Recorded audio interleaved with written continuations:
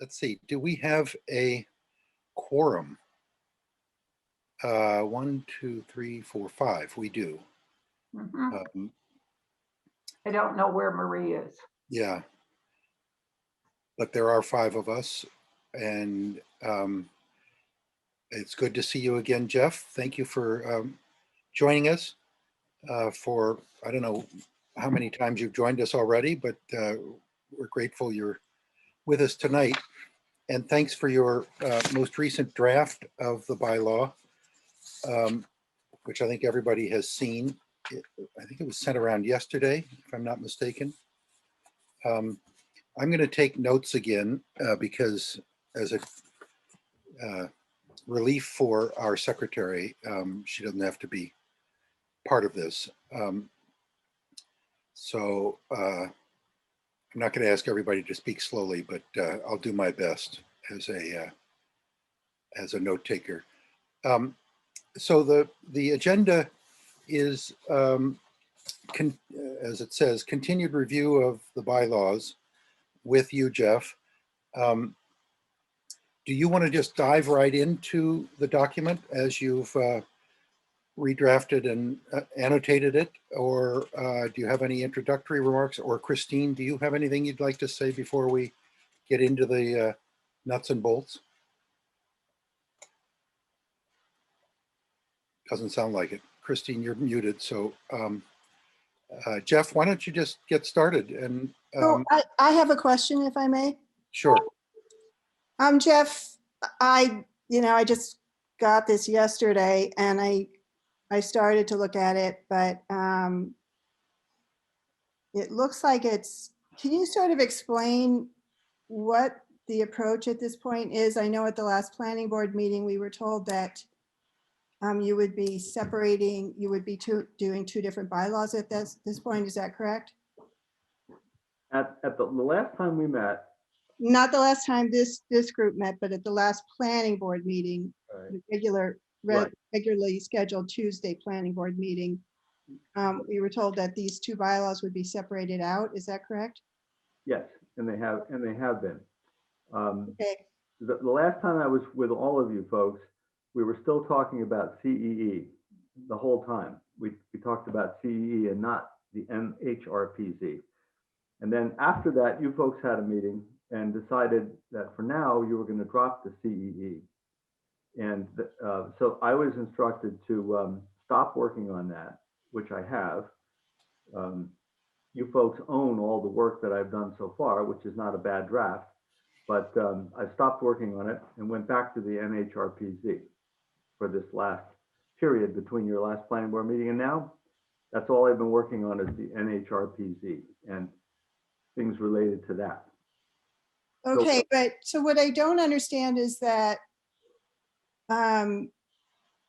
if this is if you're working on a large parcel bylaw at this point, why is it being called, why is the word historic in there? I mean, why is it not just a natural resource protection zoning bylaw? Well, I put the H in there because Stockbridge has historic properties, and the larger properties that may be residentially subdivided or developed could very well be historic properties with historic buildings on them.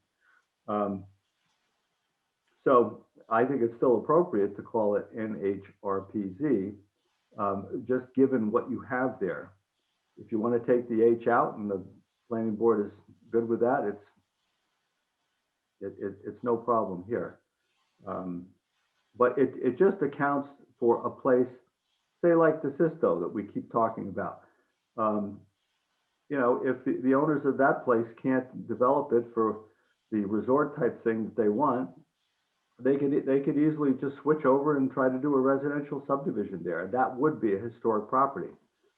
And there would be historic aspects to consider if a subdivision was to be developed in and around that piece of land. So most towns don't have properties like yours. So they don't have an H in their bylaw, but.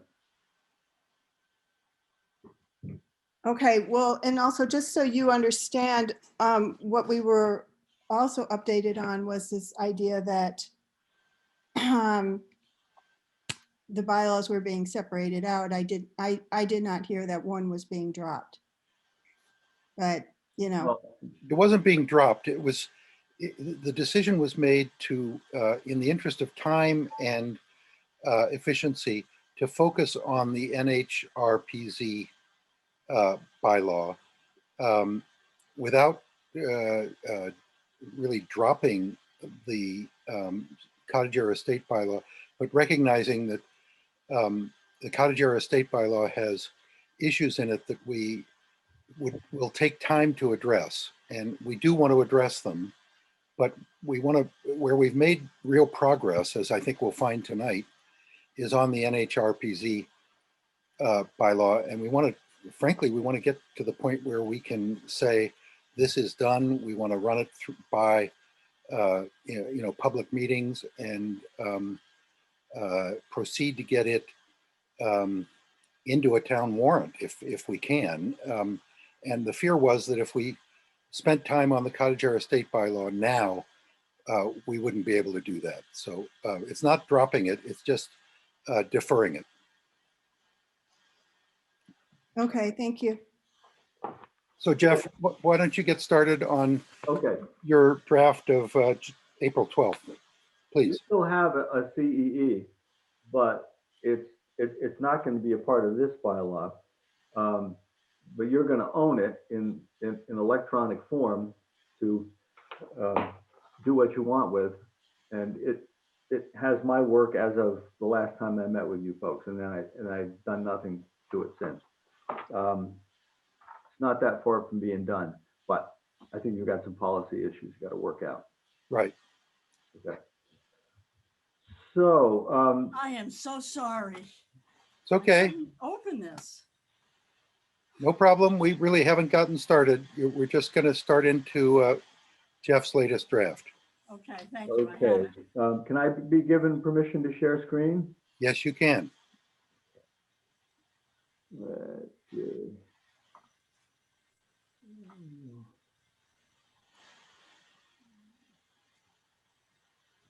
And Jeff, maybe if you could start by sort of summarizing your thinking here, that would be helpful. You know, I think, I'm sorry, Kate, but I don't think we need a summary. We need to go through this document, focusing on, because we've been through the document, focusing on the changes. And the changes are clearly highlighted and explained, and we need to come to an agreement on the changes or not, as the case may be. I don't think we want to spend any time talking about the philosophy or the general approach. We need to get through this document line by line. And my question is, I mean, this is, Jeff, is this a completely different document from the no, one? it isn't. It's the exact same document we've seen before with the changes that Jeff has highlighted in yellow and red. I'm asking Jeff. Jeff, is this the exact same document that we were working from before? It's not the exact same document. Between the last meeting, I mean, it is the same bones. It's got different muscle and skin around it. It's been worked on. I've consulted my colleague Randall Arendt, and I've gotten a lot of his input and put it in there. I have made an attempt to format it to meet what appears to be your formatting style, based on what I can tell from the online bylaw. So I have it in roughly Stockbridge format now. And then I've gone through and made a number of little fixes and corrections, and asked a few questions in the margins, sort of gotten it ready, gotten it to an almost final point where you folks can really see what it's going to look like, because it's very close to being done. Thank you, Jeff. Okay. All right. So this is an article, and y'all can see my cursor. Yes. This is an article that replaces subsection 6.24 in your zoning bylaw, which is a cluster subdivision article. So this goes in its place. It's called Natural and Historic Protection Zoning, and it is the zoning that applies to a subdivision. It attaches to any subdivision of land. Let's see. Again, formatting. I tried to ascertain a consistent formatting from your online version of your bylaw, and I found many different permutations of formatting. It really wasn't wasn't uniform throughout. So I kind of picked a formatting that I liked that happened to be in there already in one part of it, and I went with it. And it should fit just fine into your zoning bylaw. So let's see. Many suggestions from Randall Arendt. Lots of wording suggestions. You can't really see where they are. I just put them in. Again, a while back, I reorganized this section so that it's about 5 paragraphs now. Purposes, applicability, what it applies for, to 20 acre subdivisions in the R2 and R4 zoning districts. And this you might want to think about, because what this says is if the property is under 20 acres, then it's not subject to this. So question is 20 a good threshold?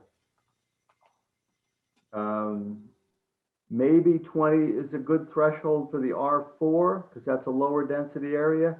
Maybe it's not a good threshold for R2. And you could probably get 8 or 9 units in an R2 subdivision given your current zoning. So I don't know. You should think about that. I mean, do you want a number of 20 or do you want it to be higher or lower? Or do you want to have one threshold for R2 and another for R4? Anyway, for right now, it's 20 acres. Anything 20 acres or greater. Non-subdivision applications. We've been through some of this stuff before. I mean, this applies to subdivisions, which is a kind of a by right process. But if it's a non-subdivision proposal, something that's not going to be reviewed as a under your subdivision regulations, but it'll be reviewed under zoning regulations because there's not a new road created, then applicants have the ability to propose something like this, even if it's not going to be a subdivision. And many of the ones I've seen have actually been proposed like this as a non-subdivision proposal, and you do it by special permit, which is actually pretty good. Waivers, this allows deviations from what's in here. Any aspect of this can be waived by special permit, by the planning board. If the planning board determines that the land or features with the greatest conservation historic value cannot be protected, if the applicant demonstrates that the proposed alternative development configuration provides adequate protection of the site's environmental resources and fulfills the purposes of this section as well or better than an NHRPZ as described herein. So they have a tough hurdle. If they're going to propose waivers and deviations from what's in here, they have to demonstrate that their proposal meets the goals of this bylaw as well or better than if they didn't have the waivers. Consolidated special permits. This just says that if along the line the applicant seeks special permits for common driveways, density bonuses, transfer development rights, waivers, anything else, that they'll be, to the best of your ability, consolidated into one special permit proceeding before the planning board instead of all separate. Try to do them all at one process and one hearing. This stuff is all pretty standard to these bylaws. And then this one here is just, it says what it doesn't apply to. It doesn't apply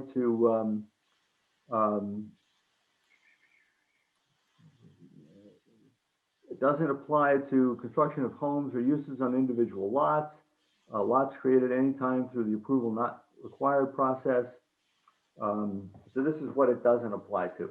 I have to think about this a little bit. I'm not positive this paragraph is necessary. I need to think about the whole thing just a little bit more. And Jeff, So, yeah. question, why May 17th, 14? Oh, see, I took this from Leiden, and that's the day that they had their town meeting where they approved it. And there needs to be a new date inserted in here. Okay. Do you guys have a date? No, Okay, so. It's in June, but I don't remember the exact date. Okay, so that's a place marker, and the day of your town meeting is what should be inserted in here. So Thank are you. you planning, so my understanding also question here was that this was not going to town meeting this spring. Have you changed your position on that, Bill? I'd like it to go to town meeting, but as a practical matter, the select board tomorrow morning is meeting to finalize warrant articles.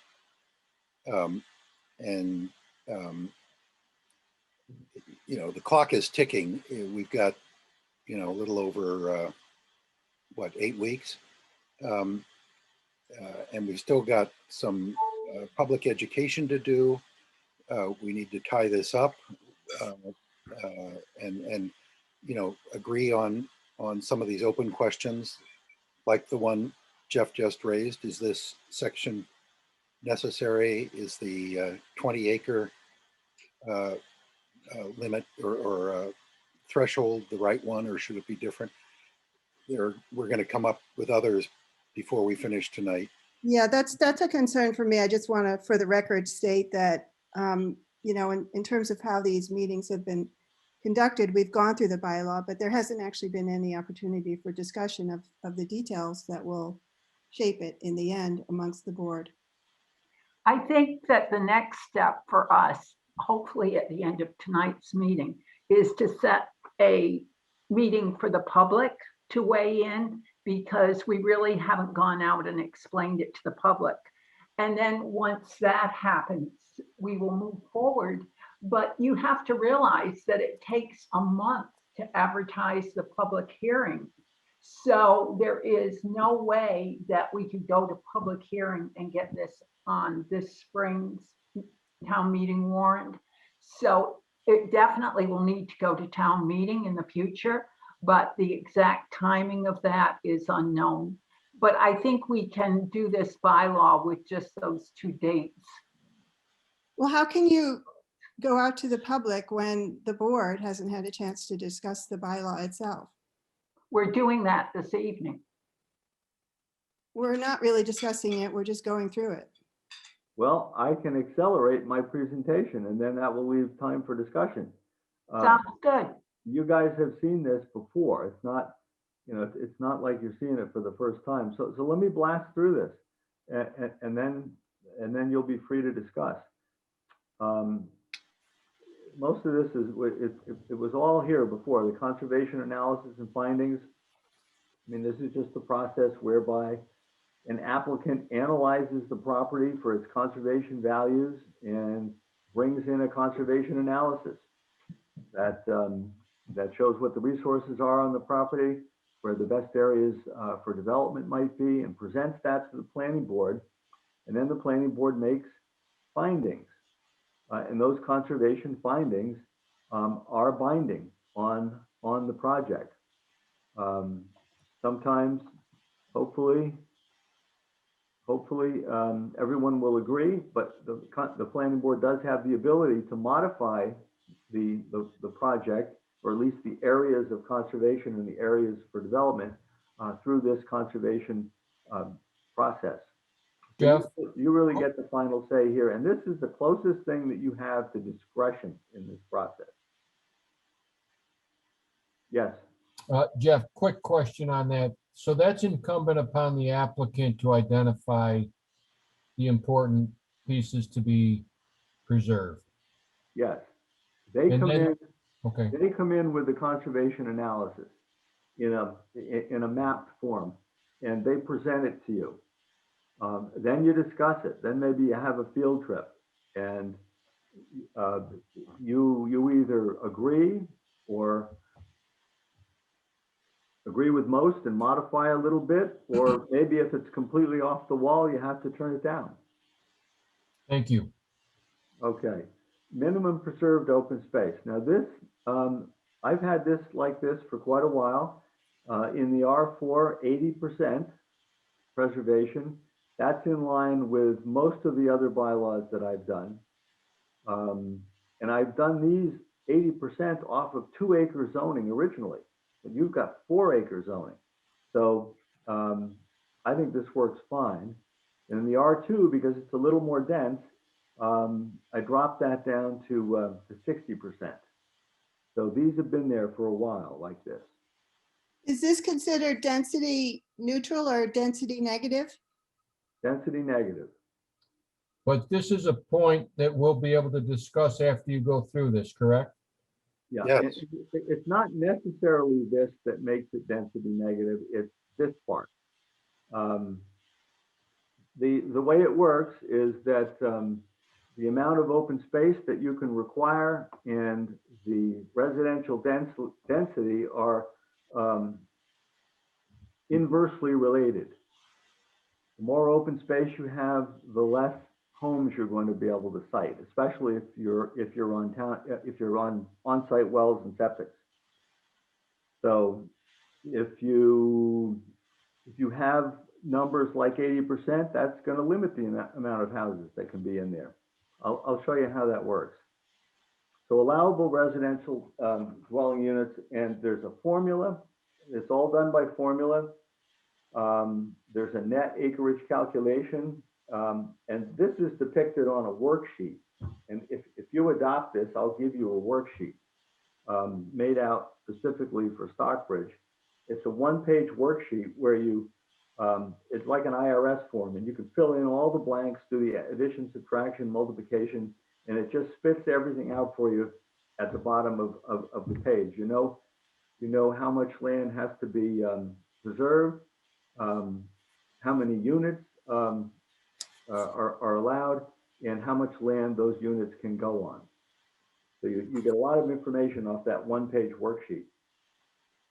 So this is somewhat reminiscent of the bylaw you have now. The first thing you do is take out constrained land. You start with the whole parcel area, and then you take out 10% of the developable area for roads and utilities. Your existing bylaw takes out, I think, 15% of the entire parcel. But that, I thought about that for quite a while, and it's not realistic because you're not going to be running roads and utilities through the entire parcel. You're only going to be running them through the developable area. So I took 10%, which is fairly common, off of the developable area, which is a smaller area. So that's going to take less out. I thought that was just more reasonable. You could change this 10% to 15. That wouldn't hurt. That wouldn't hurt a bit. You've got 15 now in your current zoning, but this is a new item, and it was just something I added because it made sense. Then you take out 1/2 of the land with slopes of greater than 15%. On the DeSisto property, that would be quite a bit in the back there. All land subject to easements and restrictions prohibiting development. So if there's already a conservation restriction on there, it can't count. That has to come off. If there's a big utility right away that has that prevents development underneath it, then that has to come out. All 100-year floodplain has to come out, and all freshwater wetlands have to come out. And then after you've taken all that out to determine the base number of allowable residential dwelling units in the developable area, divide the net acreage after you've taken all those lands away by 6 in the R4 and 4 in the R2. Fractional units are rounded down. So the way that works, let me work you through these comments. Can everybody see the comments over to the side? Yes. Okay, good. So at least on paper, it's density negative. In general, the higher the density divisor, the 6 or the 4, the lower the number of units allowed. Density divisor 6 and 4 should reduce the unit counts for most properties in the R4 and R2 districts respectively. And I did a couple of analysis on DeSisto. I'm sorry to keep coming back to that, but that's the only real property I know in Stockbridge, and everyone else seems to know it too. 100 acre, oh no, wait a minute. No, this is not DeSisto, excuse me. This is a hypothetical. 100 acre parcel in the R4 with no constrained lands to take away. 80 acres are preserved and 16 housing units are located on 20 acres. Average lot size would be 1.1 acres. So you preserve 80% of the 100 acres. That leaves 20 acres left to develop. I took away 10% because of roads and utilities, which left me with 18, and I divided that by 16, and I got 1.1 acres. A little bit bigger than a football field. Then, same 100 acre parcel in the R2, no constrained land, 60 acres are preserved, and 24 housing units located on 40 acres. Average lot size, 1.5 acres, 1.5 football fields. So that's how this works with these numbers. And I think that's how I calculated whatever numbers I came up with for DeSisto last time. So here are a couple of sections that take up a lot of space in here, and you may or may not want to have them at this time. My clients in Barry, Mass, who are working on a bylaw just like this, they took this out. They took the density bonuses out, and they took the transfer of development rights out. Shortened their bylaw down to about 5 or 6 pages and simplified it so they didn't have to explain this. I So think this there's a guy- lot to be said for that, Jeff. I don't know how others feel, but I would agree. I agree, yeah. they're hard to follow. They're probably going to have limited use, and I suppose we could always go back and revise it if we needed to at some later date. But for now, I think we're doing the town a favor if we delete these 2 sections. It's too complicated for our town, Jeff. Yeah. Look how simple that was.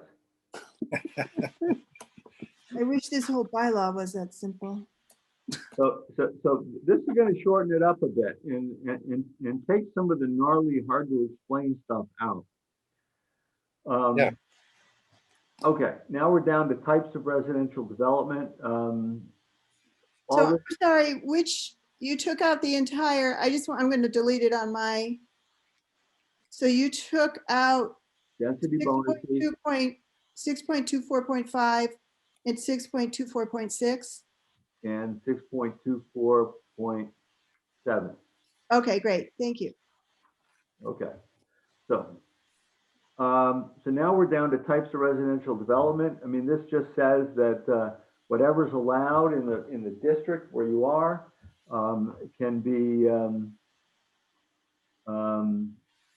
can be put in here under whatever terms of permitting allow those types of houses.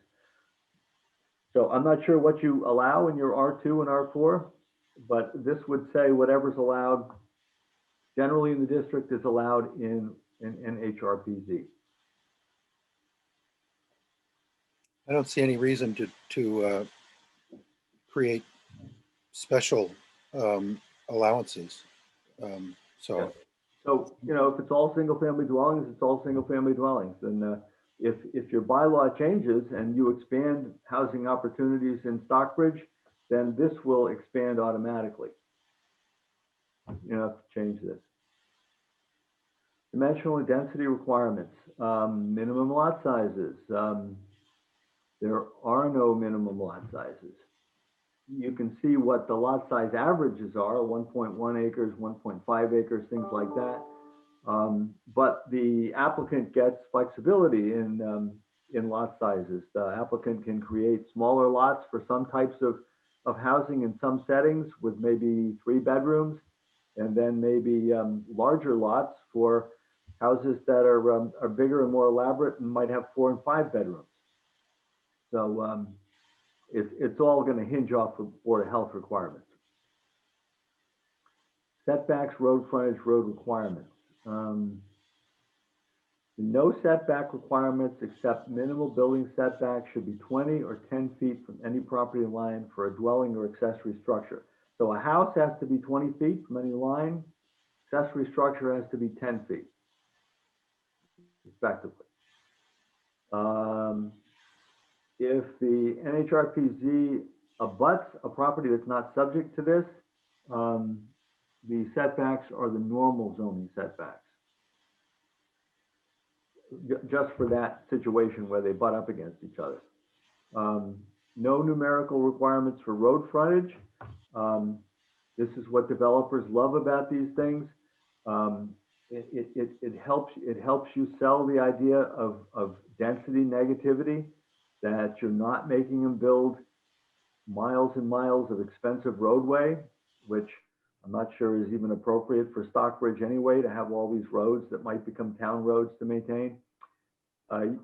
Without a road frontage requirement, you can build a lot less road to access homes, provided that each lot has legally and practically adequate vehicular access to a public way or way approved under subdivision regulations across its own frontage or via a shared driveway approved under section 6.16, which is what you have already in there. So many times shared driveways work great. If you don't want to run big subdivision roads all over the place, you can use shared driveways. Much better way to access homes in these projects. Let's see. Arrangement of lots. Okay. This just talks a little bit generally about how you arrange lots to protect certain features. It also says something, and this came out of Shutesbury, I think, the original. Generally, residential lots should be located in the minimum feasible distance from existing public roadways while allowing for adequate visual screening from such roadways. The idea here was that our town is characterized, and many of the towns I work in are characterized by large forested blocks of open land, habitat land, good land for walking, hiking, hunting, wildlife, land that doesn't have invasive species on it, just kind of natural lands in large chunks. And we didn't want these projects extending way back into those types of backlands. So that's why we put this in here. Minimum feasible distance from existing public roadways while allowing adequate visual screening.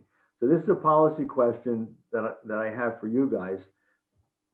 Is this the way you'd like it, or would you like to phrase it some other way? And again, it says generally.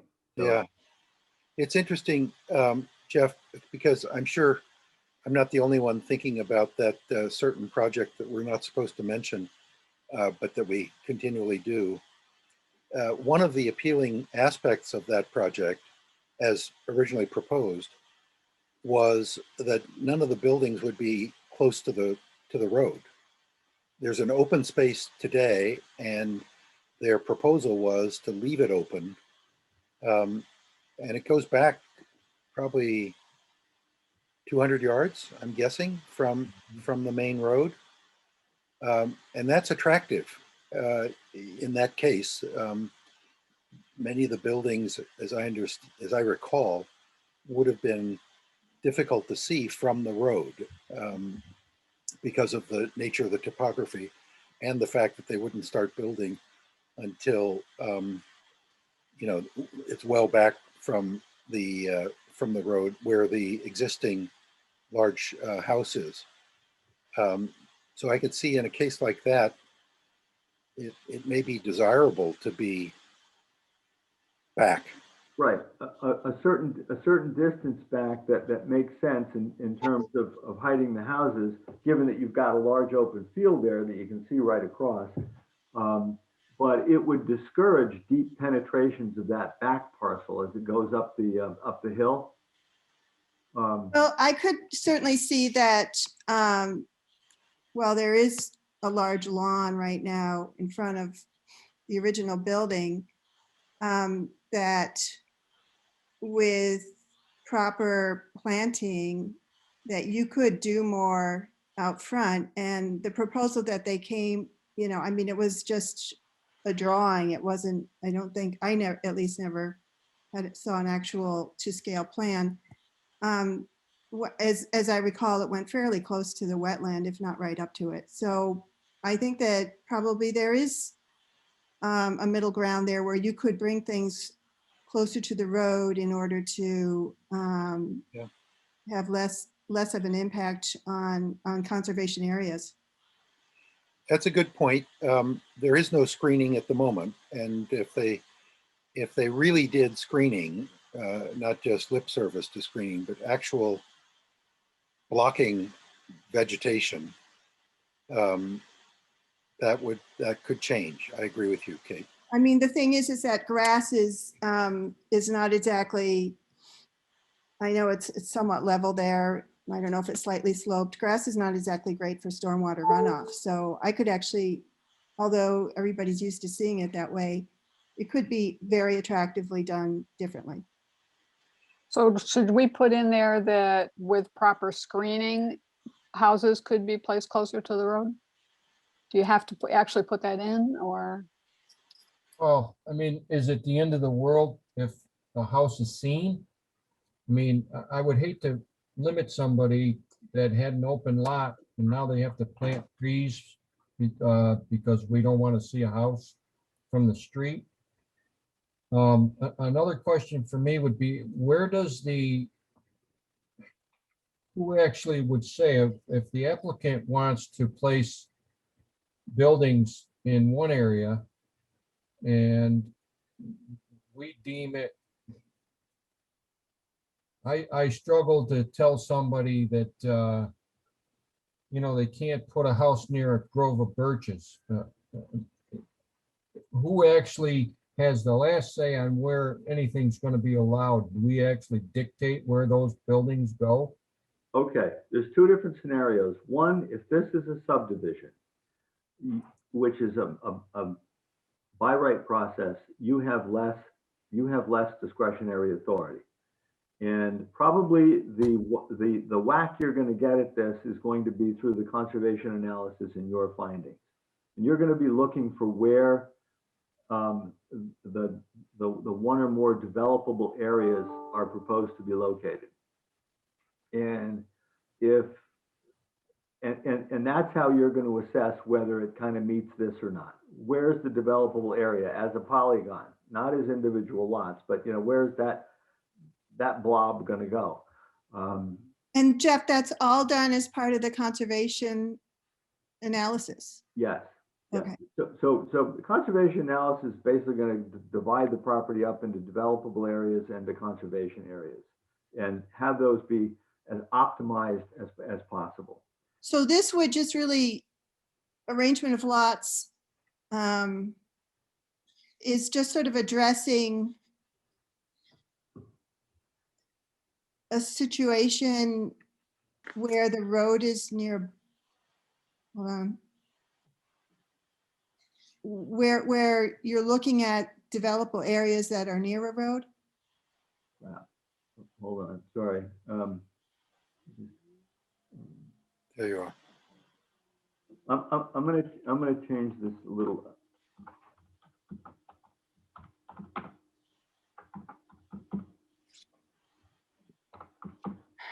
That's probably more what it should say. Yeah, that's good. Arrangement of developable areas. Now, on the other hand, if you did this through a special permit, if this was a non-subdivision application and the applicant elected to do this by special permit and having it not be a subdivision, then you get a whole lot more discretion. And you can get much more picky about the design. And you can do that because you have the authority to do it. Jeff, do I understand that with the conservation analysis, areas are determined that can be developed and areas that cannot? In the areas that can be developed, there can be, the houses can be put however the developer wants them. We say, okay, you can plant, you can build there, but we don't say where the lots are. That's the developers. Is that correct? That's mostly true. And I was just part of one of these projects that got approved in Wendell, Mass. We've been working on a darn thing for 25 years, and the guy finally got it approved after I wrote him a bylaw. And he's got 120 acres, and he's going to have 2 development envelopes that are about 8 acres apiece. You know, and there's a couple of houses on them already, but he got his approval that just showed those developable areas and the conservation land, and then the lots will be created as time goes by, probably through the A&R process. So really, the individual geometry of the lots wasn't taken up during the conservation development phase. He's just approved to have this flexibility within those development envelopes over time. He may never develop all of it. He may do a few of them, but he's got the approval now, and what needs to be conserved is conserved, and the town's happy. Thank you. Yeah. So let's see. So where, gosh, sorry, but where is, so where we're looking right now is the by right approach, right? We're looking at see, this bylaw works if it's a subdivision or if it's a special permit for a non-subdivision. You can use it either way. If you use it as a subdivision, it's more by right, and you're going to have less authority to actually micromanage the shape of the lots and where they go and this and that. And like the fellow in Wendell, it can happen over time. If it's a non-subdivision proposal coming in under special permit, then you can use this bylaw to make many more demands on the developer, especially in terms of neighborhood layout and design, street specs, trails, sidewalks, trail connections, things like that, amenities. But that really depends on what the board asks of the developer, right? Yes, and in a special permit situation, you can ask a lot more. Or a lot less. And as an example, Jeff, what would a non-subdivision project be, for instance? It would be something that that did not necessitate the creation of a new road, a new subdivision road. It was all done either through existing frontage on public ways, you know, driveways off of that, or shared driveways off of that. But it didn't involve building a new road, a new subdivision road, because that's all subdivision is about, is building roads. Okay. So if they don't need to build a road and they're coming in and they're saying, well, we can, you know, we can get our access in other ways. We can have it deeded access. We can have direct access. We can apply for a special permit to do a shared driveway or a couple shared driveways. Then you can do it by the special permit. And that's, and DeSisto could do that, right? Because they have existing roads. Are those internal roads actually town roads that, you know, that looping road that goes in and out, is that a town road? I don't Isn't know. that is that a driveway? The driveway. Yeah, DeSisto would probably have to turn that road into a subdivision road. That kind of smells like a subdivision to me. And then he was gonna put another road out into the back, which is Yeah. probably a much heavier duty road than any shared driveway. So DeSisto looks a bit like a subdivision. It could have some shared driveways in it, but probably the main trunk roads are gonna be subdivision roads. And Jeff, just to go back and clarify on the buildable land, after you take the constrained land, the remainder of that is at the discretion of the applicant? Or is that still under our discretion? Okay, well, if you have 100 acres and it's in the R4, you're gonna have to find 80 to preserve, right? And it's gonna leave you about 20 to develop. And really what the conservation analysis of findings does is locate the 20 and the 80. Where's that gonna go? Where's the best place? What are the resources that are best preserved? And where can development go with the least amount of environmental impact and the least disruption to the resources you're trying to protect? That's really what the conservation analysis does. So what does an applicant, who does an applicant look to for that particular information? Oh, probably their consultant would do that type of research. It's all spelled out in the conservation analysis and findings section that will go in your subdivision regulations. I think I've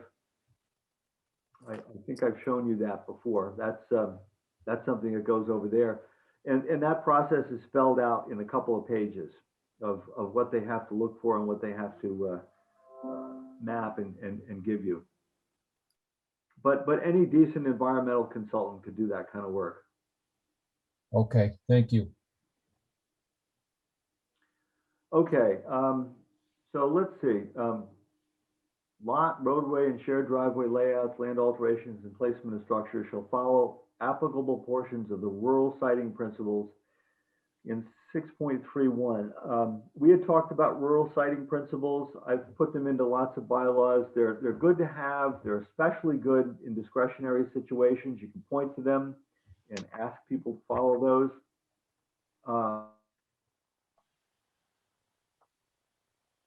Do we have those from you? Yes, we do. We do. Oh, yeah, there they are. Okay. And did you send us the conservation? The conservation document? The 4-step method? No, the conservation document. The conservation analysis that you're referring to? Oh, I have in the past. I'm just trying to see if I have it in my phone. I believe. Does anybody have that? Yeah, I think we've seen that. Yeah. I usually hold off on that before spending a lot of my time on it because it's something that that you would only put in your. Oh, yeah, I have it, Jeff. Okay, so you would add that to your subdivision regulations yourself. You don't need the town meeting for that. I think you may have to have a public hearing and then you can just do it on your own motion. So it, this comes first and then the conservation analysis goes in after this passes.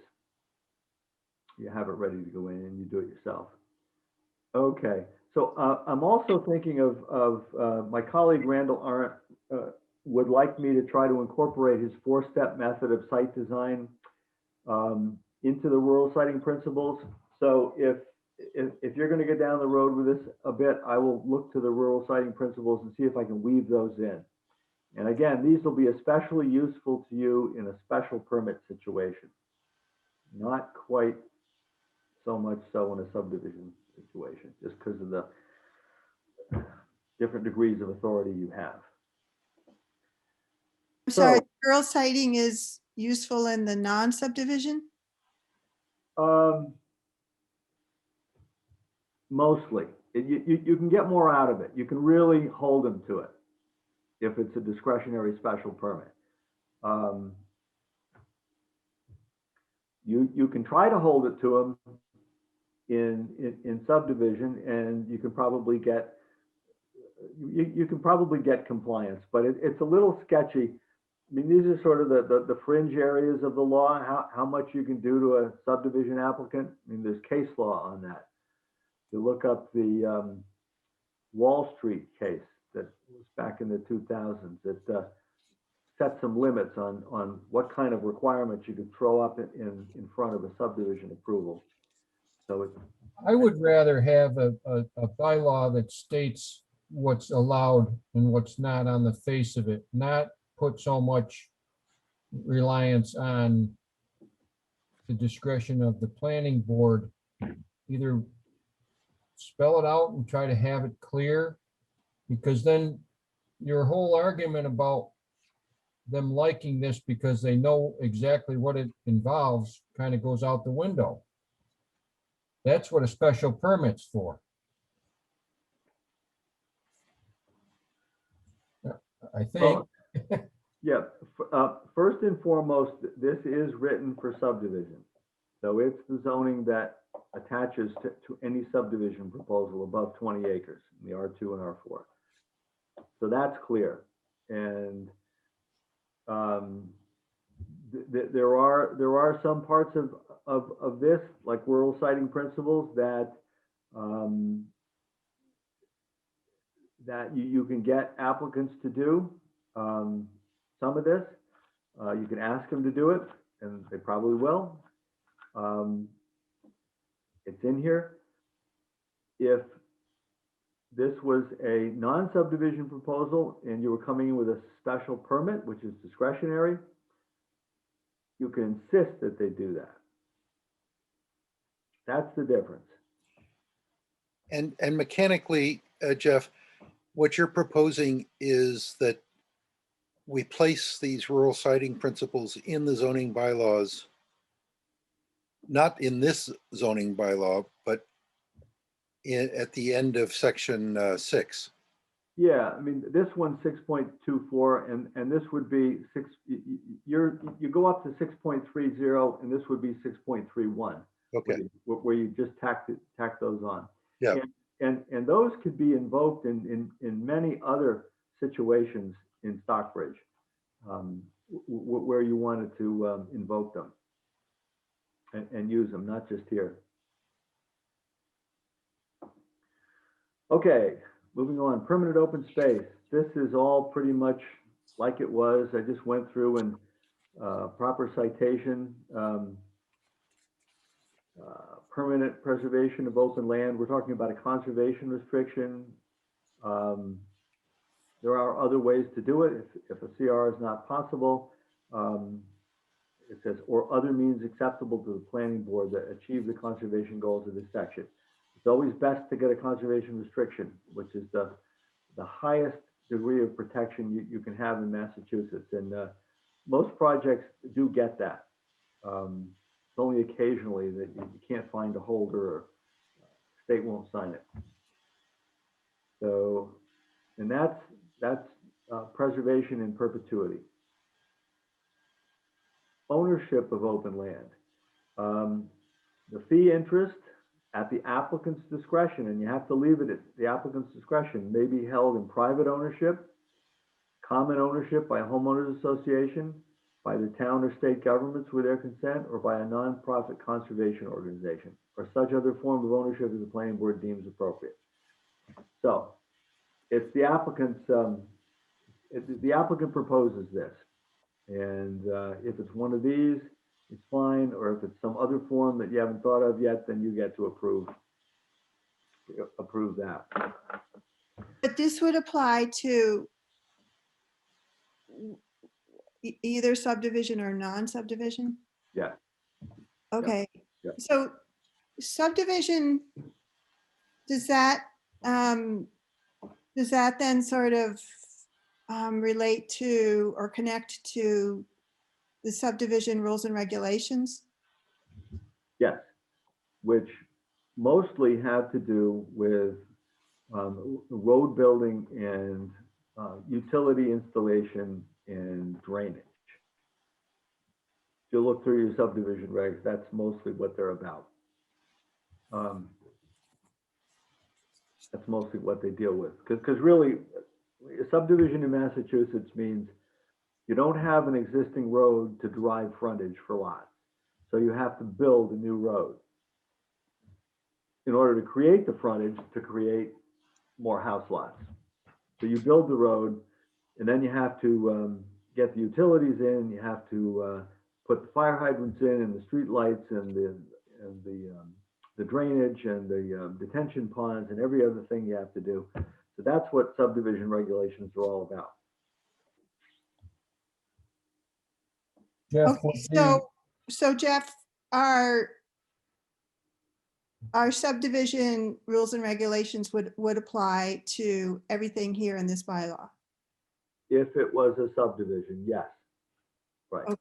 So whatever roads went in would be subject to the drainage requirements and the type of pavement that you allow and the number of courses of pavement and, you know, what kind of catch basins and how big the diameter of the pipes have to be and how steep they are. That's all covered in the subdivision regulations, and they would attach if this was a subdivision.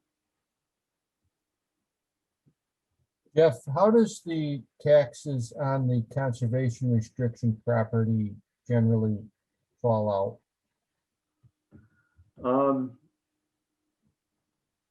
It's I've asked assessors, and one assessor gave me an answer. He said, whatever the traffic will bear. The tax reductions for Chapter 61 land are kind of well known.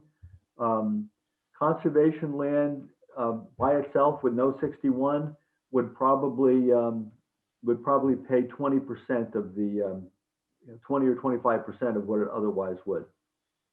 And does the ownership, in other words, if it was whatever group decided to take it, or if it was a private person, they follow that tax payment, not the applicant?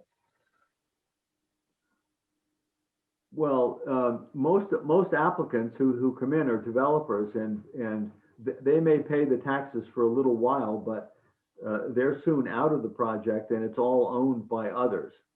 And then whoever owns it pays taxes. Okay.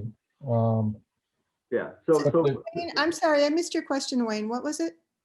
I'm curious how the tax burden follows, with the ownership possibly being a nonprofit or maybe a regular person, how that tax burden is handled after everything is finished.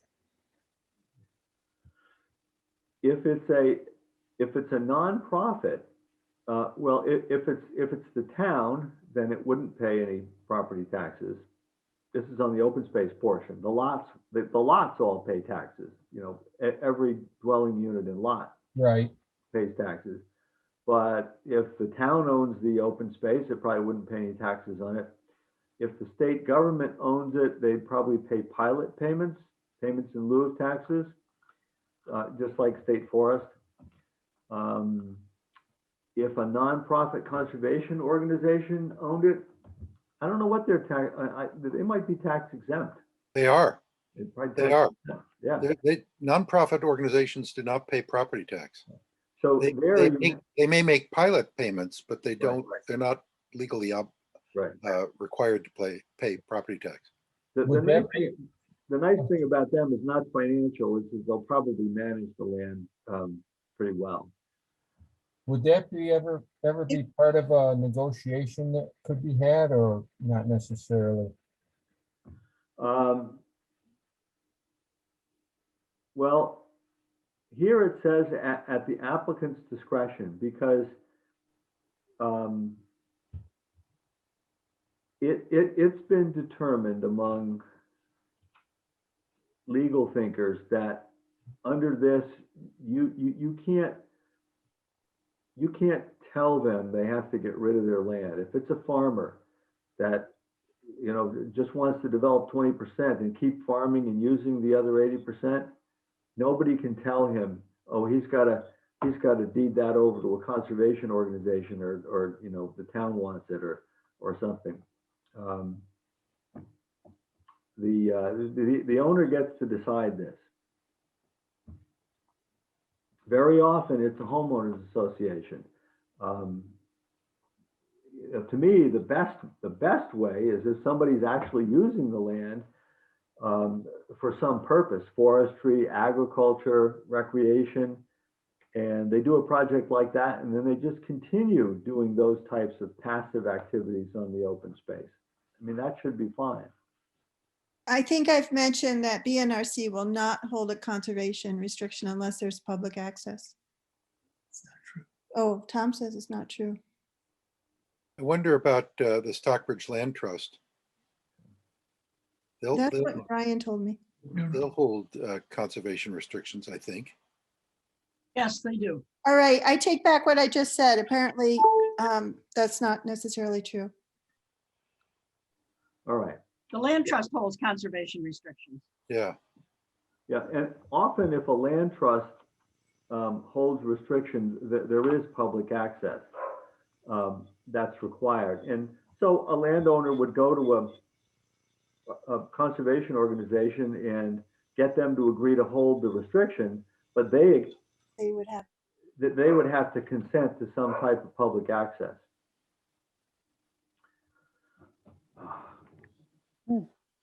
My dog is barking. I've got to let her in. I'll be right back. Well, it sounds like those properties, or that piece of the properties, would more times than not come off the tax rolls. Not necessarily. No? I mean, if it's in private ownership, line 2, that remains taxable. Not at the same rate as developed, you know, residences, but it would be taxable, I think. It would definitely be taxable. And the same with One the would hope. homeowners association, I believe. Yeah, I've lived on 2 large properties that have had conservation restrictions and Chapter 61 on them, and all the land is taxed to one degree or another. I'm sorry, Jeff, all the land was what? I've owned both conservation land and 61 land, and land that's been in both 61 and CR, and it's all taxed to one degree or another. Nothing comes off the tax rolls. Right, and there's no guarantees of public access just because it's Chapter 61 or a conservation restriction, right? Right. There could be with a conservation restriction if your holder is a land trust or the town or the state or somebody who has an interest in public access. I mean, they could require that, or else you go find another holder. There's also the advantage that open space does not demand services. So there's been a lot of policy discussions around the taxing of open space. And you will be receiving taxes from all of the structures on these properties. So there will probably be a net revenue for the town if there is development. The Sisto property would prefer a concept, you know, that there would be public access, but I don't remember exactly. That was a while ago. So what follows here, I through 7, are just descriptions of how a homeowners association has to be set up and the things that the town is interested in with a homeowners association. And this is pretty standard language that has lasted all the way from the beginning here. And it requires town council reviewing and approving these documents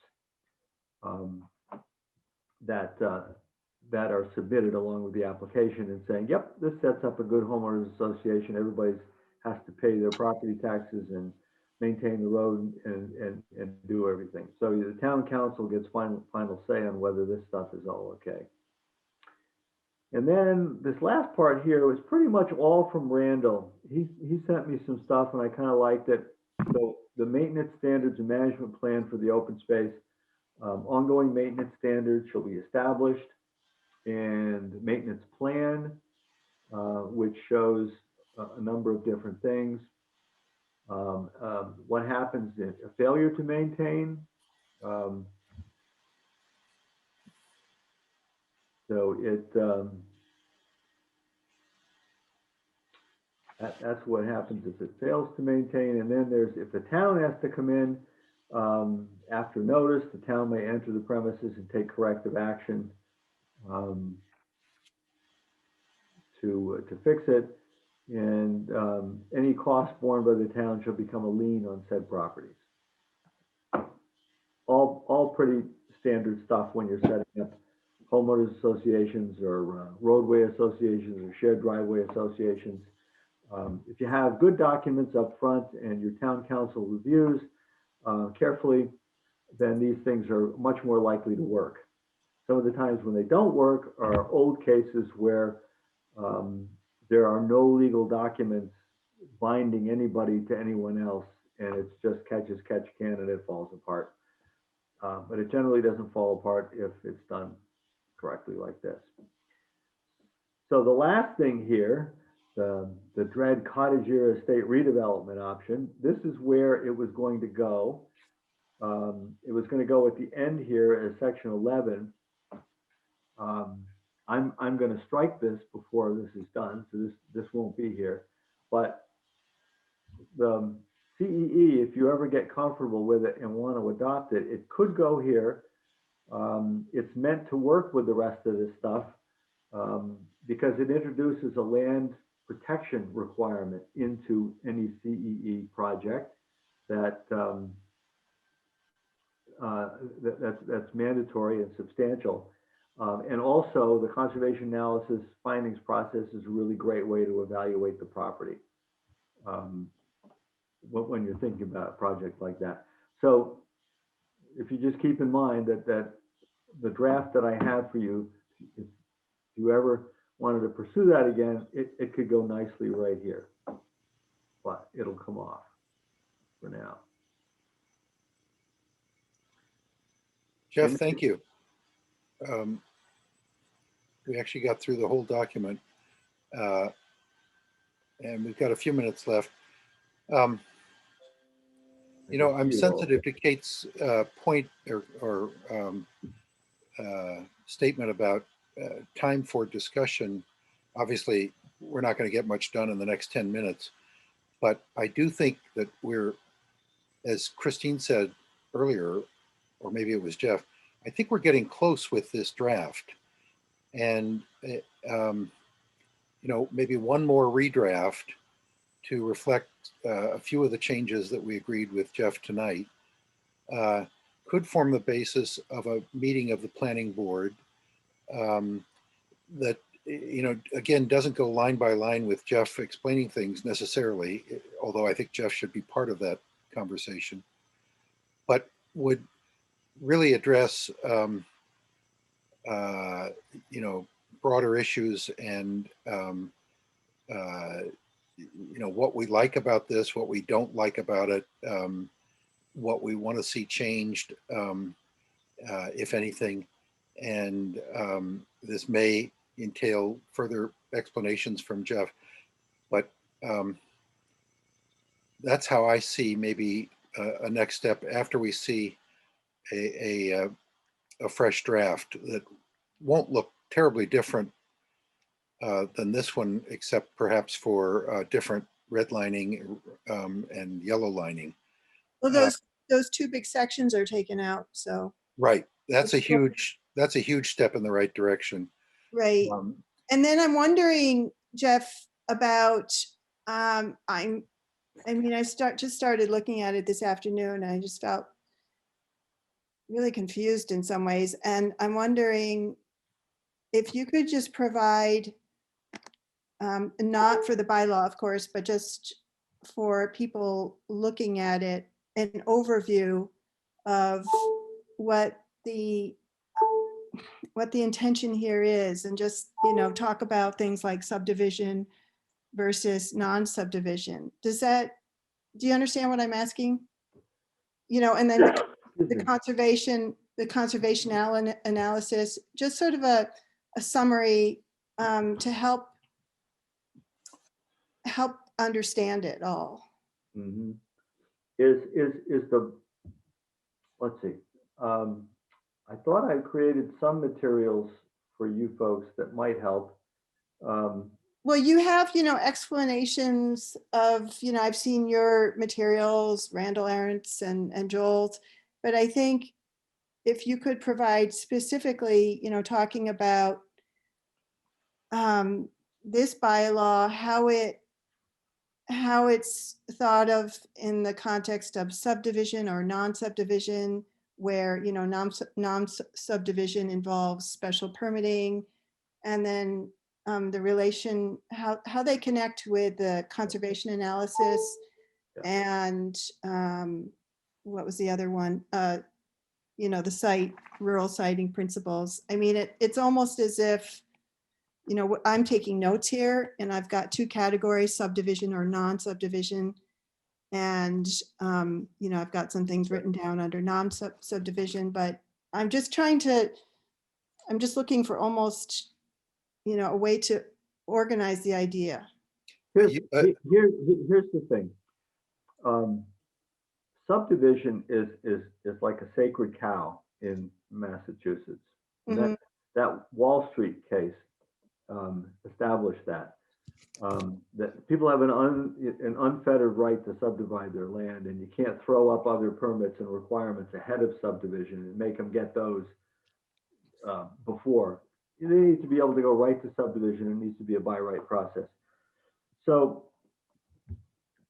the way I look at a bylaw like this, it can be applied both to a subdivision, and it's mandatory for every subdivision. Every subdivision has to follow this. But you're not necessarily going to cling to all of it. Some of it is much better suited for discretionary type review, and you may slide over it in subdivision. Or you can work with them and get them to do it. It's a little bit of a little art form there. Whereas if they come in for a special permit for a non-subdivision, special permit to do one of these developments, that will not involve subdivision review, and it's discretionary, then you've got the public hearing, notice to abutters. You can deny it, you can condition the heck out of it, you can ask them for all kinds of stuff, and you can go right down here line for line and stick on these things and say, we want this, we want this, we want this, and they'll have to pay attention to every word of it. What about uses? Hmm? What about uses in non-subdivision? They would be, if there were other uses proposed. Yeah, I mean, that was one of the big, controversial aspects of the DeSisto proposal, was that it was almost like, I mean, putting aside the sort of the massive size of the thing, there was all these uses, conference centers, and this and that, and, commercial impacts in what had been what is a residential area.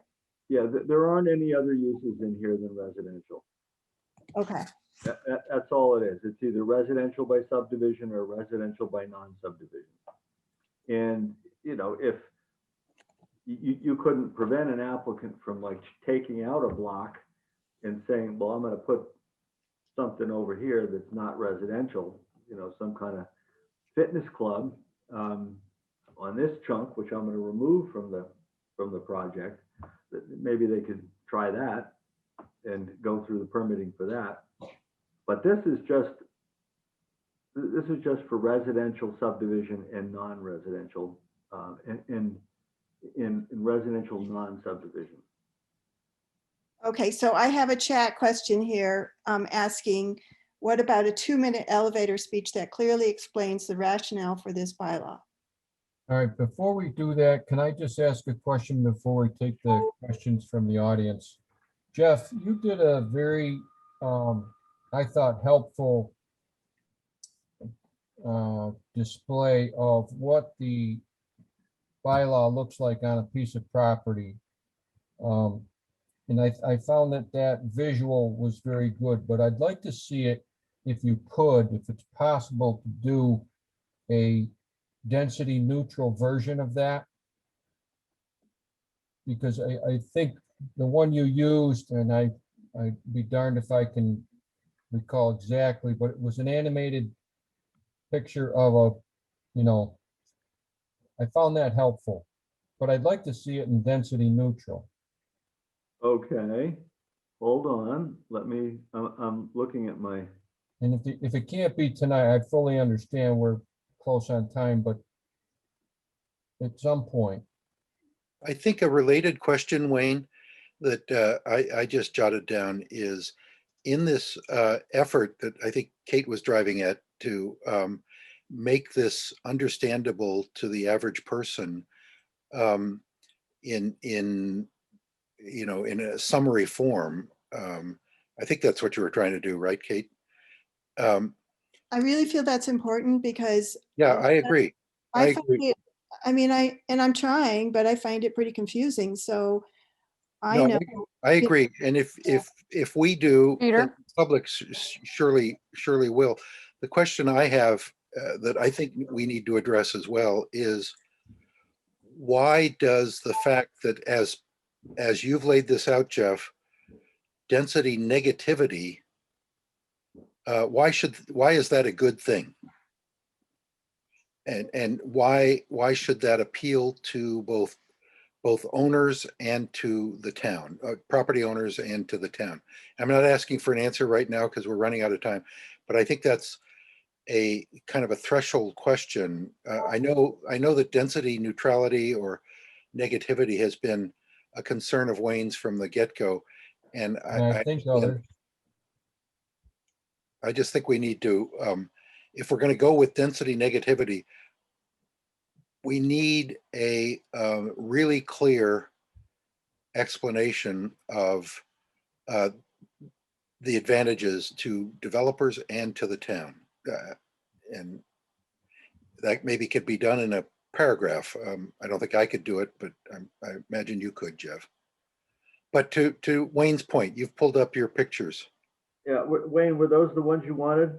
That was one of them. You did have another that I was thinking of, but I would surely like to see it in a version that, like I say, is density neutral. Yeah, well, in all cases, the amount of open space that you can have and the amount of units, of dwelling units that you can have are inversely related. Up here, there's 18 units and no open space.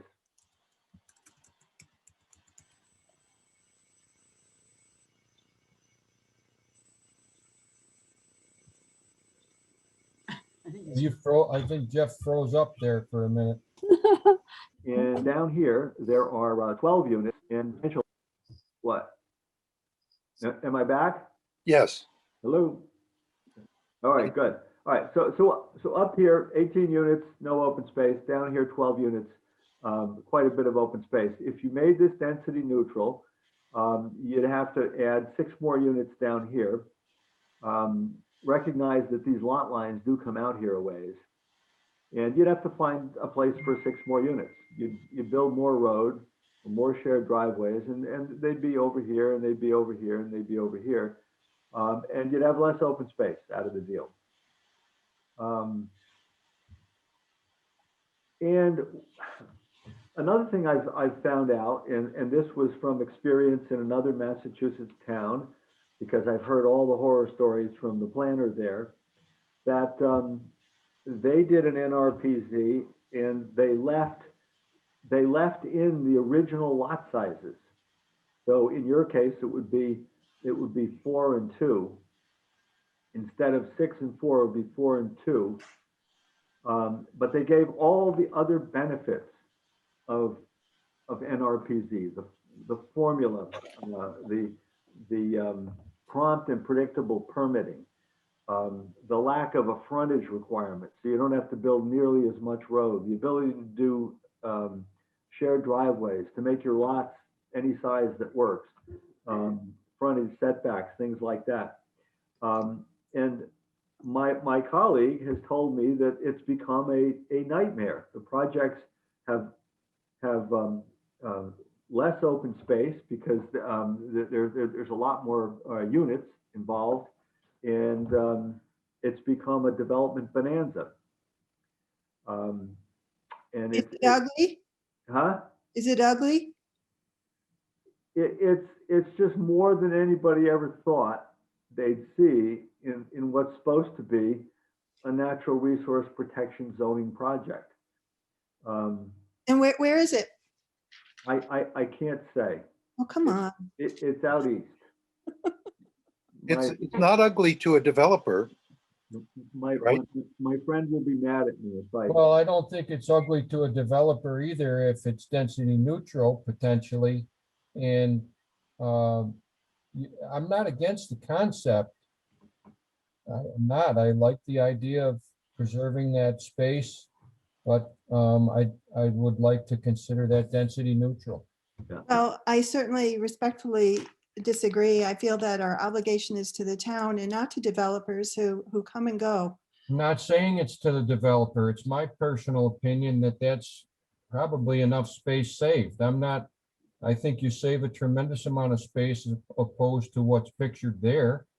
If we keep it the way it is, you look above, if you look below, you have a tremendous amount of open space preserved. If we talked about different kinds of housing, as we've talked about in the past, instead of just single family on a lot, would that be more helpful to having more density neutral, but still not using any more space? If we had, say, townhouses or, apartment houses, or just smaller units in parts of it to make up the density, is that reasonable or not? Come on. All right. Here. Okay, can everybody see this? Yes. This is from the slideshow, and I will tell you that my batting average on these is 1,000. And every last one of them has been density negative, in the range that you're density negative. One of them was even more so. And there's resistance in the beginning by some people. I haven't heard a lot yet in Stockbridge, but resistance just because anything that says less developable units is going to be threatening. But in my experience over the last 13 years of doing this bylaw, I have found that landowners accept this low density NRPZ approach, and they do it for these reasons: prompt and predictable permitting, by right and by formula. They love that stuff. They love formulas. Greater design flexibility, no lot areas, no frontage or setback requirements, the minimal setback requirements. Housing diversity, whatever you've got, they can put in there. Attractive features, biggest one, lower infrastructure costs. Big feature. Usually you have to build 250. How much is your frontage out there? How long is your frontage requirement? 200 feet, 250 feet? I think it's 200. Okay, so 200 feet of road, which costs a lot for every 2 houses, one on either side. That's a lot. And then drainage and utilities and everything else. Shared driveways, which save you on roads.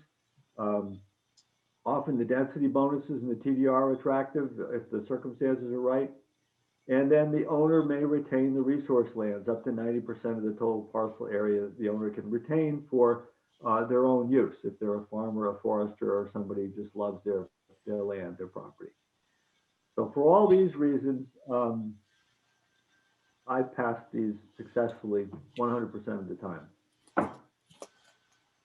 So they sell the whole parcel to a developer, but they retain 90% of the parcel area, the owner who's Well, selling it? 90% was Joel Russell and I wrote one of these for the Adirondacks, the Adirondack Park Agency. And up there, it was ultra low density, so we used 90% open space. And they still had lots that were about 4 acres apiece. So in that situation, they could keep 90%. In your situation, it would either be 80% or 60%. The original homeowner, the original owner of the property retains 80% of the property? I don't understand that. If they wish. If they Oh. wish. Right. So- It's their discretion. I mean, they could create a homeowners association and deed it to that homeowners association if they didn't want to have anything to do with the property anymore and just get out. Or if they had some interest in the land, they could keep that 80%, keep on farming, keep on harvesting trees, keep on enjoying it. And just sell 20% to the developer? Yes. Oh. And maybe build a little house for themselves in the developable area, and then they have access to all that open space. You know.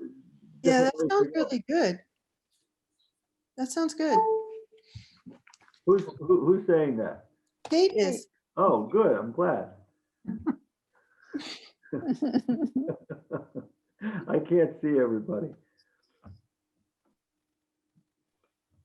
Jeff, I just have one follow-up on the inclusionary housing issue. This is from a past meeting, but I think we just should mention here that if there was an inclusionary housing bylaw passed in town, that it would then be part of this bylaw, the impact of it. Is that correct?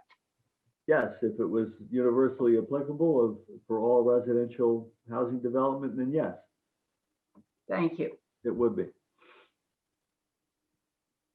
What does that mean? Just that anything that's allowed now would be allowed in that given zone? District?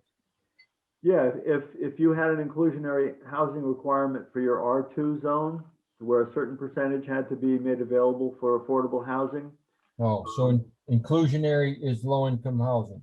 yes. And you did that, that would attach to these projects just like they'd attach to any other housing project.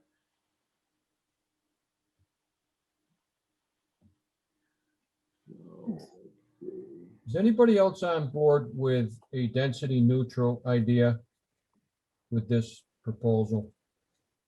I'm wondering if that will make a difference as to whether or not this gets voted on by the town. I mean, I'm worried that there are people that think that's what should happen. I don't know how the rest of you feel, but I'm wondering if we need to do that in order to get this bylaw passed. That's kind of my point. We've already brought it from 90% to 80%. And I would argue the opposite of what Marie is arguing, that I don't know. I'm not sure. more likely to pass if you can stand up there and say it's density negative. Well, these numbers weren't proposed by us. They were proposed by Jeff, and no offense, Jeff, but just because they've been there this is finally, we're getting around to talking about this. And like you said, Kate, we're finally having the discussion. And I'm not in favor of those percentages. Does it make sense to have a public meeting and talk to the public and let them hear, whoever shows up at a public Zoom meeting or however we want to do this, and hear from the residents? Because I think there are two valid opinions that are being shared. And I think what we want to do is get a bylaw that will be accepted by both the development community and the landowners and the people who are residents long-term of this town, or even newer residents.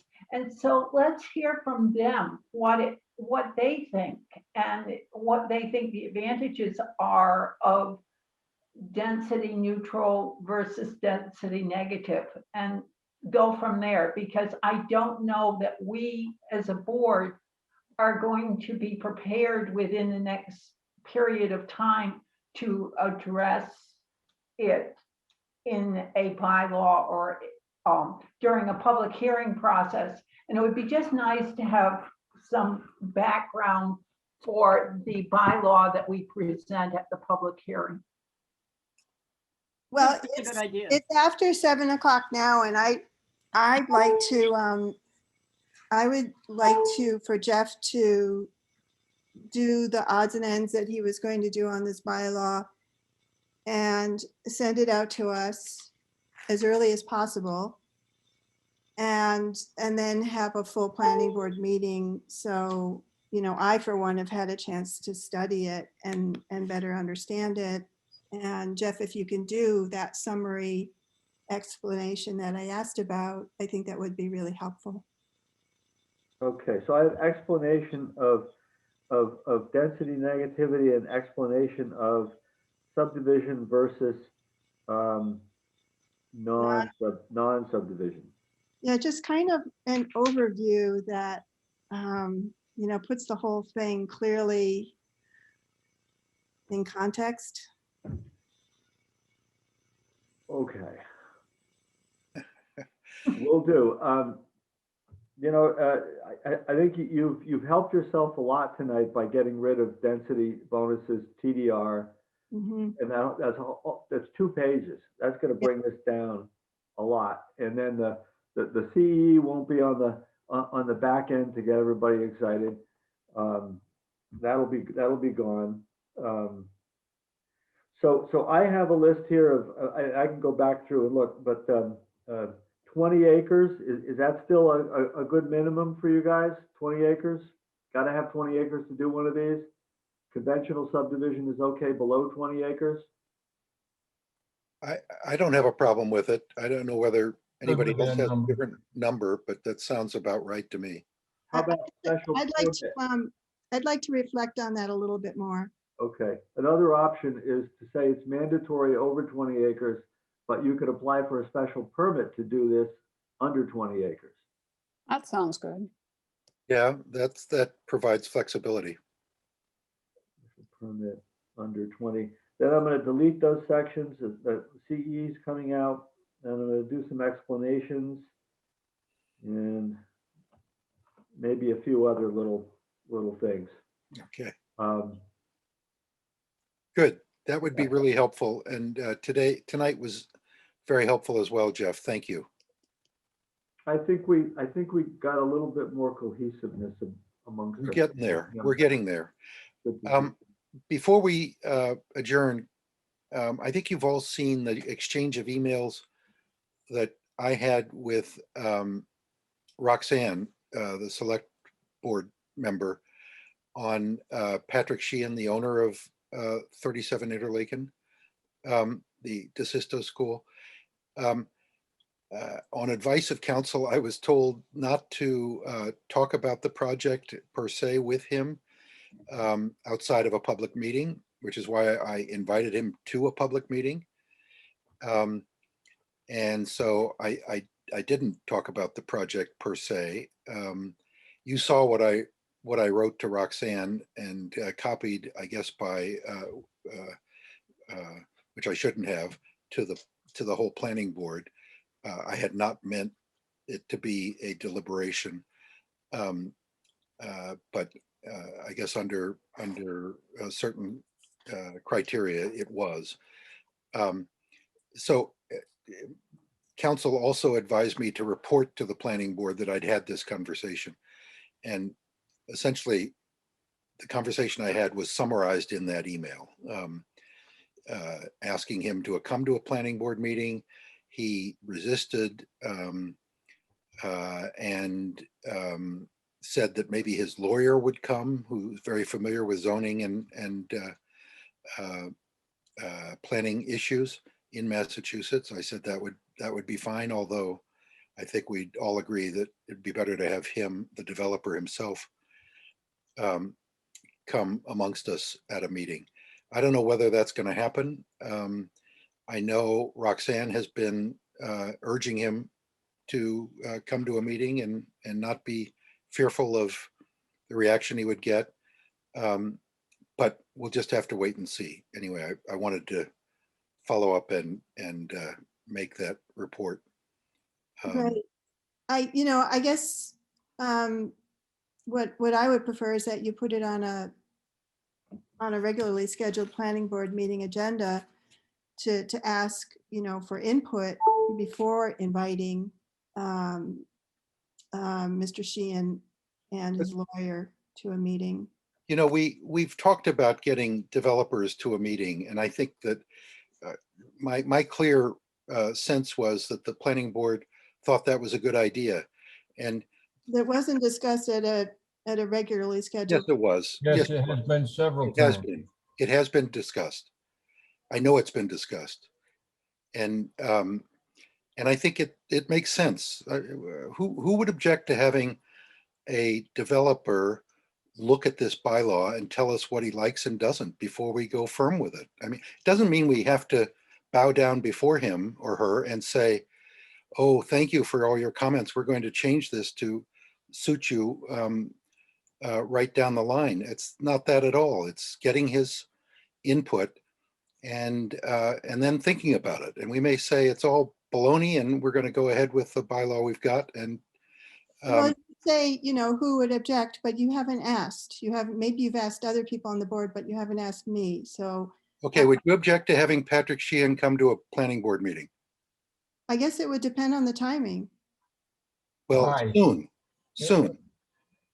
Once we've got a draft, maybe after this next draft that Jeff is going to do, which, we'll call it close to final.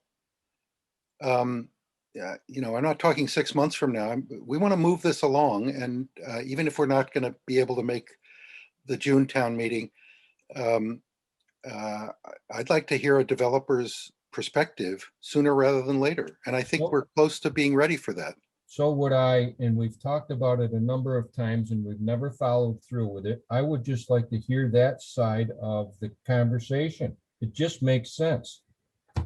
Well, excuse me, but how about, since we're talking about the DeSisto property, how about inviting abutters and asking for their perspective? Because they've been involved in the conversation the whole time. The one thing we haven't included is the other side of the conversation. And There we- are abutters.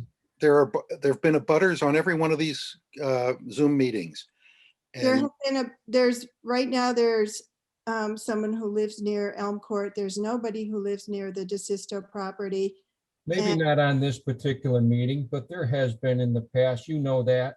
And Yeah. and we're going to have a public, we talked about having a public meeting that is clearly designed to allow for anybody, abutters and anybody else in town, to react to this bylaw. We're not trying to exclude abutters.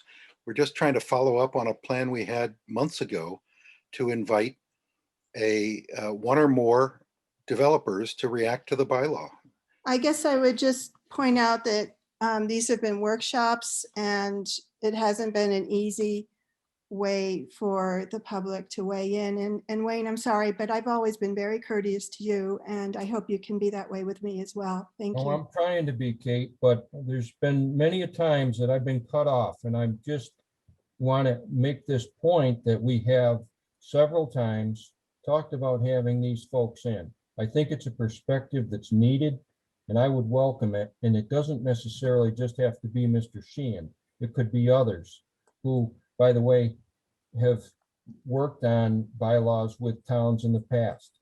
I think there have been a lot of conversations and it may be hard to keep track of it, but to my knowledge, I have not heard anything at the planning board about inviting Mr. Sheehan in. And look, as I said, I'd be happy to to weigh in on this, if I'm asked. And I think, it's, for me, it's probably a timing thing, but right now I'd like to keep working, finish this up with Jeff and have that planning board conversation.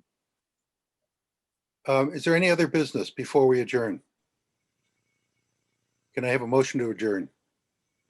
Motion to adjourn. How Second. how fast do you want turnaround? I'm sorry, Jeff? Uh, How fast do you want turnaround for me? Early next week? It's Wednesday. Could you have it by Monday or Tuesday? We have a planning board meeting on Tuesday night, and if there are loose ends, we could probably add that to the agenda to talk about. Yeah, so that suggests Monday at the latest, if possible. You don't need a weekend, Jeff. Okay, you guys are getting right on the same schedule as one of my other towns. Right. I mean, I'd rather, that's not, Monday to Tuesday, that's, for those of us who work, that's not a whole lot of time to review the bylaw. I would prefer to have a separate meeting. Well, it's not as if we're starting afresh. The meetings Jeff's are long. bylaw is going to look an awful lot like the one we just spent an hour and a half looking at. For With- weeks on end. With minor changes. I mean, you can go through it line by line if you want, but it's not necessary. I'm sorry, Kate, if you want to take time to understand it, that's your perfect right, but I think we've got to move forward. And if you can get it to us by Monday, that would be good, Jeff. Jeff, is there any way you can get it to us by Friday? I guess, Let's see. This Friday? yeah,